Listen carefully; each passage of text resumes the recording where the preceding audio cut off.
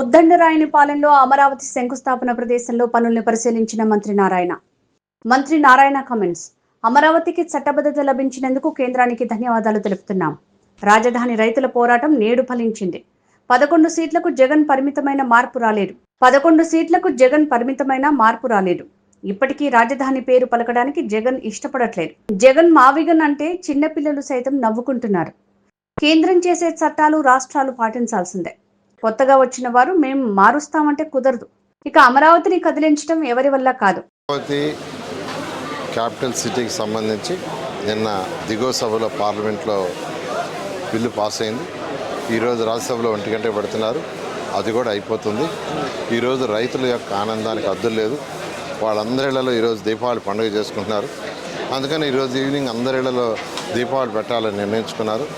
అయితే ఈ ఆనందాన్ని గవర్నర్ ముఖ్యమంత్రి గారు రైతు సోదరులందరితో పంచుకోవాలని ఏదైతే 2014-19లో 2015లో ఇక్కడ ఉద్దండరాయనిపాలెంలో గవర్నర్ భారత ప్రధాని చేతుల మీదుగా శంకుస్థాపన చేయించారో అక్కడికి వచ్చి రైతు సోదరులందరితో ఈ ఆనందాన్ని పంచుకోబోతున్నారు.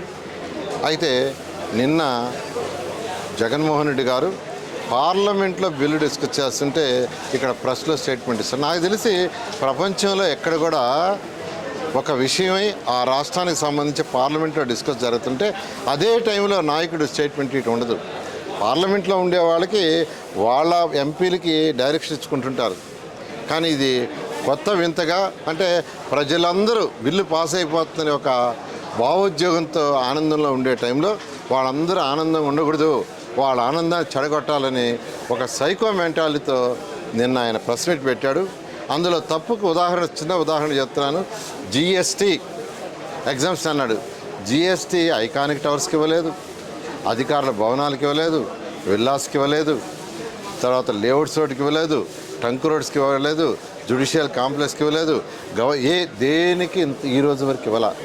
కానీ రాష్ట్ర ప్రజలకి ఎగ్జామ్స్ ఇచ్చేసి. కాబట్టి ఒక నాయకుడిగా డేటా తీసుకొని కరెక్ట్గా చెప్పాలా, కానీ ప్రజలను కన్ఫ్యూజ్ చేయాలా, ప్రజల్ని అడ్డదారులు పంపించాలని ఒక సైకో మెంటల్ చేశారు. అందుకే ప్రజలు 11 సీట్లకి లిమిట్ చేశారు. ఇదే పని చేస్తుంటే నెక్స్ట్ టైం 0 అవుతుంది. చాలా